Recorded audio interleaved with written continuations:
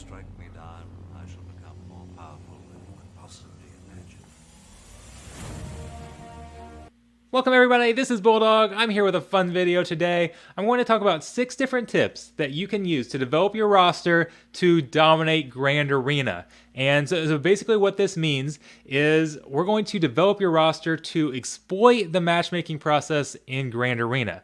Grand Arena matches you based on GP or galactic power of your top so many characters depending on what division you're in. And GP is frankly a terrible way to evaluate a roster. So what we're going to do is build your roster with the most efficient GP possible so that you get a great matchup. So let me go into my own account here and show you just what I mean. So this is my current bracket that I'm in for the Grand Arena that's about to start. You can see I'm actually last in GP. I have the lowest GP in the group, but let's look at my roster here. And this is the roster I'm playing with. I have 13 Gear 13 characters. Now let's go in here and look at the people that I'm facing. This is actually my first matchup right here. He has 1 Gear 13 character. Go on to the next one. You're going to see a trend here. Got 2 Gear 13 characters. The third here has 0. I believe it's 0 for actually the next several here. 0 Gear 13 characters for number 4. Number 5, again, 0 Gear 13 characters. I think we finally get a few more in here. So there's 4 Gear 13 characters for 7 total amongst the group outside of me. And the last one here, 3 more. So the entire rest of the bracket, the other 7 players that I'm facing off have 10 Gear 13 characters.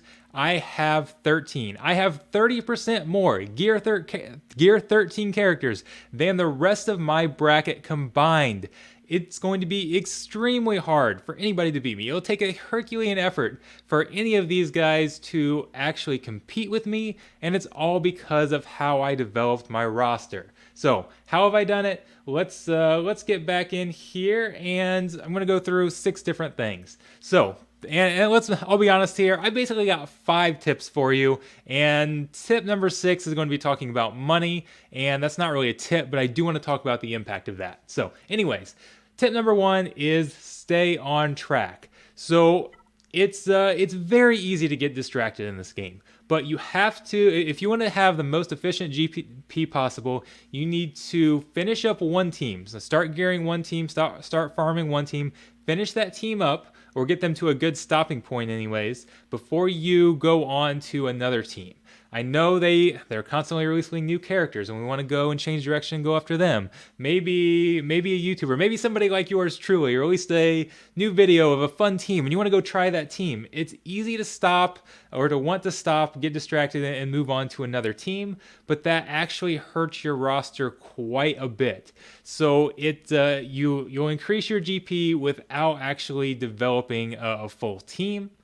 And I've actually got an example of that on my own roster here. If you look, the highest GP character of mine that is not Gear 13 is Logray there with a Zeta. I've got Chirpa not too far down, has a Zeta, but my Ewok team overall is really not very good. So I've increased my GP here without bringing a lot to the table. This is actually something that's hurting me in Grand Arena. Now, the reason I did this was something outside of Grand Arena. I wanted C-3PO, so I took them as far up as I could to get C-3PO and then stopped. So I didn't want to take them any farther. This will benefit me once I get gas with C-3PO. That'll certainly help. But right now, having that kind of half-finished Ewok team certainly does not actually help me. So that's something that overall you generally want to avoid. Now, as I've mentioned, there's other aspects of the game other than Grand Arena, so sometimes you have to develop those characters for those reasons. But if you can help it, try not to get a half-baked team like that.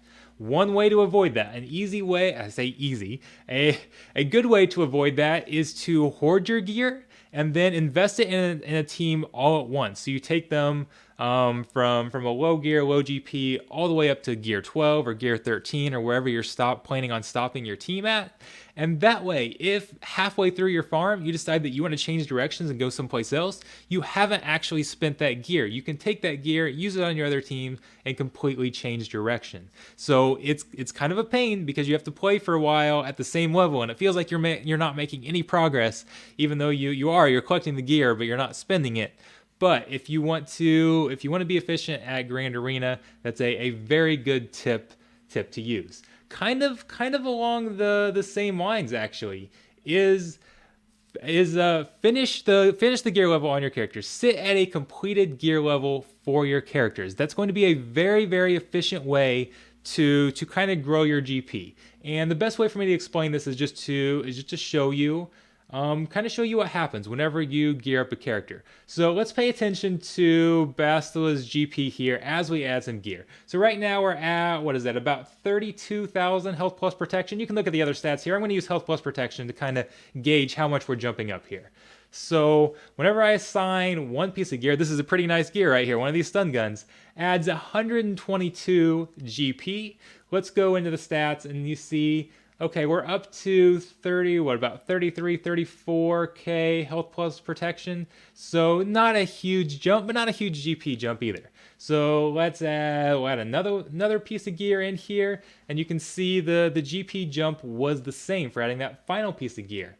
Up to 34, 35k, I scrolled through it too fast, but approximately the same. Now look when we upgrade, it doesn't add any GP when we hit that upgrade button. But look at what we've done to health plus protection. Now we're up to 43k there, almost 44k health plus protection. And you can look at the other stats. That's a much bigger jump than adding each piece individually. And this is nice. I upgraded and I've got a full... I've got all 6 pieces, so this is pretty cool. But let's go in and put each piece in. So 142. And we can see where the exact jump is. And again, each piece adds the same amount of GP, but adding that final piece and hitting the upgrade is where you really get the bonus. So what did adding all 5 of those pieces do? We're up to 44, almost 45k health plus protection. So not really a big jump. You can see the other stats once again. Add in the final piece and hit upgrade. It's still a plus 142 GP jump, but now let's hit this upgrade. You can see all the stats popping up too. And you're going to get a much bigger increase. So we get up to 53 health plus protection.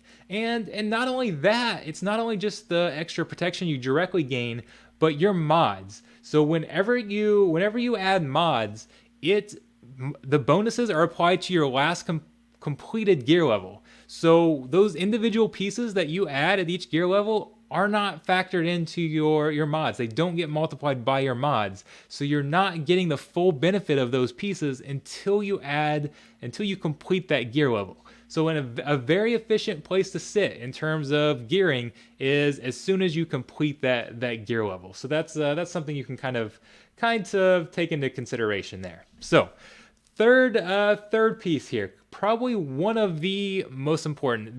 I would say this is the number one thing, maybe outside of money, but be stingy with your Zetas.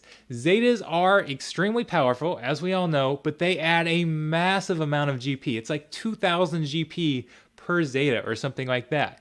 It is often not worth that. There are better ways to increase your GP, and this is going to be the biggest reason I have such a huge mismatch. If you notice when we were scrolling through some of those teams, they have a lot more Zetas than I do. Let's look at somebody actually from my last Grand Arena match and kind of compare it here. So this is somebody I faced off against. This is their Bastila Sean Fallen. This is a Gear 11 Bastila with the Zeta. So power GP is 20,973. Compare that to my own Bastila Sean, and I'm at 20,176. So about 800 less GP. Mine is Gear 13. Gear 13 versus Gear 11, and the matchmaking process says this is a disadvantage for me. But the only thing I don't have is the Zeta that gives bonus potency and foresight for the first turn for her and her leader. That is, I mean, that's not a bad thing, but it's not worth 2 gear levels. It's just simply not. And the matchmaking process is looking at this as a disadvantage for me when really it's a massive advantage. It is, those Zetas tend to be very, very harmful. Let's go back in. Let's go actually back into my account, and I'll kind of let's let you see this again, so you can see the gear or the Zeta difference. So you'll notice that I have a lot of Zetas on like this Galactic Republic team. That's because that's my arena team. I need those Zetas for my crystal income, so I've spent them on my arena team, but I've been very stingy with them everywhere else. So like B1, you can see I'm developing this roster to go get gas here shortly, if you couldn't tell that. But anyways, B1 has a Zeta because that's a huge difference maker for him. Those 50 stacks versus 100 stacks, that's worth that 2k power, absolutely. But some of these others, Bastlash on Fallen, Darth Revan, a lot of people are saying, why aren't you adding your Zetas on Darth Revan? And it's his 3 Zetas that you can put on him are certainly nice, but it's not really worth the 6k power that it adds. For example, one of his Zetas, okay, his leader here, makes it so Sith Empires are immune to turn meter reduction.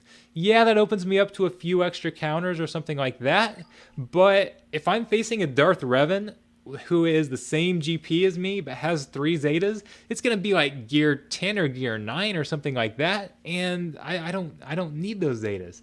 The one, like when Darth Revan's health falls below 50%, it's equalized. That's very helpful in arena. That's a very helpful Zeta. But if I'm facing similar GP characters with their Zetas, they're not going to get Darth Revan below 50% health, so it doesn't really matter. So I'm kind of exploiting this to gain a pretty good advantage here. Let's go back into some of these teams just so you can see how many Zetas they have, because that's probably going to be a big difference. You'll see a lot more Zetas as you go down this row here. Like Shakti down here has 2 Zetas. So look at her GP, 16k, and she's a very low gear here. It makes a big difference, and I'm almost always facing characters who have a massive GP advantage over me. Look at a massive Zeta advantage over me, because that's where their GP is coming from. I'm saving my GP that way. Look at all these Zetas here. That's probably why he's number 1 in this bracket in GP, but he's definitely not number 1 in terms of ideal roster. That is absolutely my account. So, okay, let's back out here. Let's go back down. Let's go on to the next one. Develop undersized teams. So undersized teams are obviously good. We should all know that by now. You get bonus points if you use an undersized team.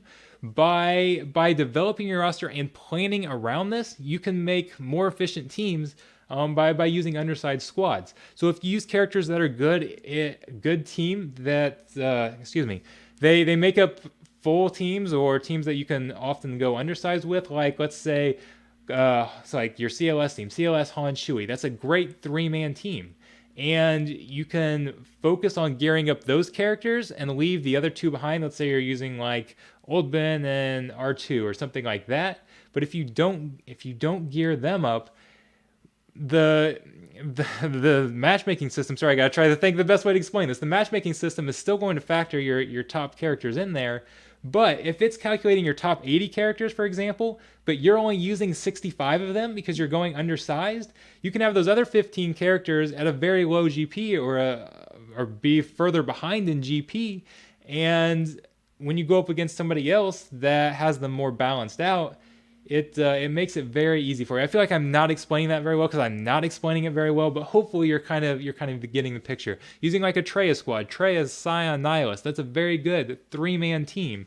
You can develop those characters up, leave your other 2 that would normally make up your 5-man squad, kind of leave them behind on GP, and you can then use those as an undersized, and you'll be better suited to use an undersized squad because you'll have such a GP advantage. So it's kind of a cycle there that allows you to fulfill that. It's going to allow you to get more points. It's going to make it harder on your opponent because it's harder to facing a team that has 3 G13s and 2 G9s or G10s or something like that.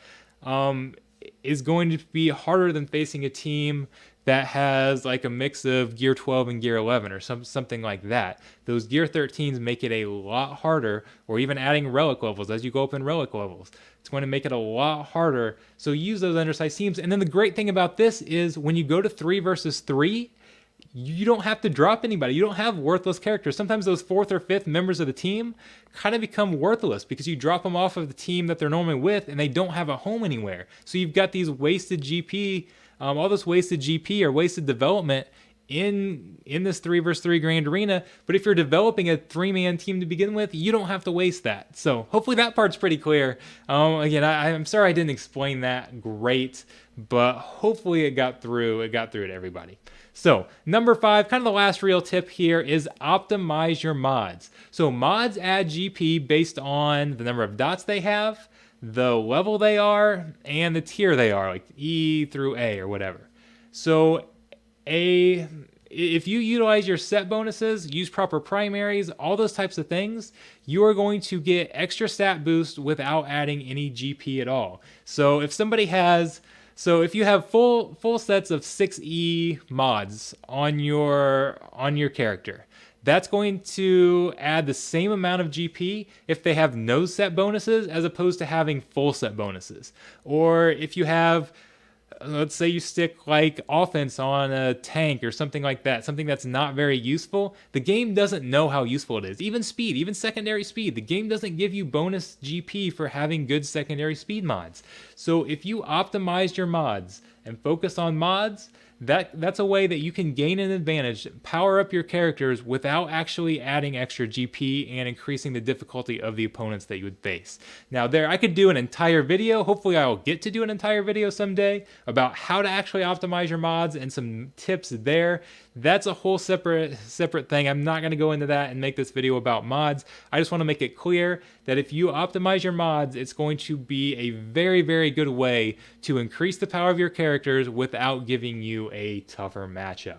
So anyways, that's the main 5. The 5th one that I really want to talk about here is money, spending money. There is this myth. People will say, spending money doesn't give you an advantage in Grand Arena because it's based on GP. So if you spend money, increase your GP, all that's going to do is get you up to facing tougher characters faster. It's going to boost you up and you're just going to face tougher characters. It doesn't matter if you got to that point by spending money or if you got to that point by spending extra time farming those characters. And yes, that's kind of true. There's a little bit of truth to that. In theory, that makes sense.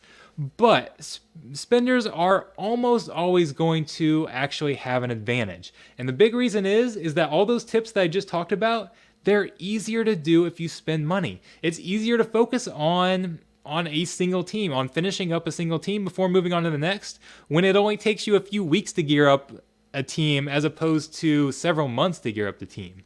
And you can also, as far as planning, the characters that you develop, that you invest your GP into, are going to be better, or typically going to be better if you're a spender, because you've got more data when you go after that path. So if I'm a spender and it takes me a month to develop a team or something like that, well, I can pick a team that, so when I go after a team, I'm only a month behind. Whenever you get a team, it's several months, or again, I'm not explaining this very well.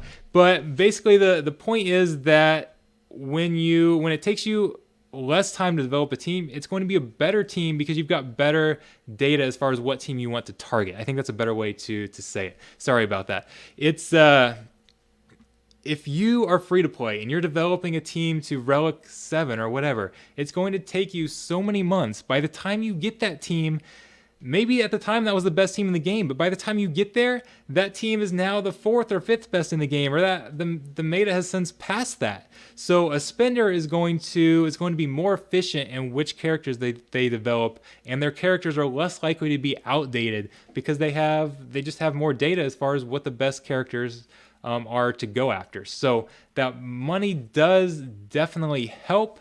And yeah, somebody could start now and copy my roster as free to play and to take the exact same path I did without spending any money. But by the time they got to where I'm at, it's going to be outdated, and that's not going to be the most ideal characters anymore. So that is why spending money absolutely matters. And I'm not trying to tell you guys to go out and spend money or that type of thing, but I do want to address the kind of this misconception that spending money doesn't help your arena or doesn't help your roster for Grand Arena, because that is definitely a myth. It absolutely does help your roster. So sorry for struggling through that last one and some of the other ones, but I hope you guys were able to take some tips from this. Absolutely, leave some comments, leave questions, whatever you want. I love kind of seeing all the comments and trying to help people. Come to my Discord. I feel like I respond pretty well, talking to people and helping anybody out that comes looking for help. So don't be afraid to ask me. I can't promise I'm going to get to all of you. My channel's growing so much and I'm getting so many more questions that I don't always get to all of them, but I try my best. I try to respond to all of you guys because I like helping. I like interacting with the community. I like doing these types of things to help everybody get better at the game. It's been a lot of fun for me, and I can't. I've actually got some big news for the channel that I'm going to try to start expanding some things and doing some more types of things because I'm having so much fun with it, and I love doing all this. So I will talk to everybody later. Hopefully we've got a few more videos coming out this week. We'll see what I get to, but regardless, I will definitely be seeing you all around. Thank you very much for tuning in. Sorry it was such a long video, but I hope you guys enjoyed it. Have a great night.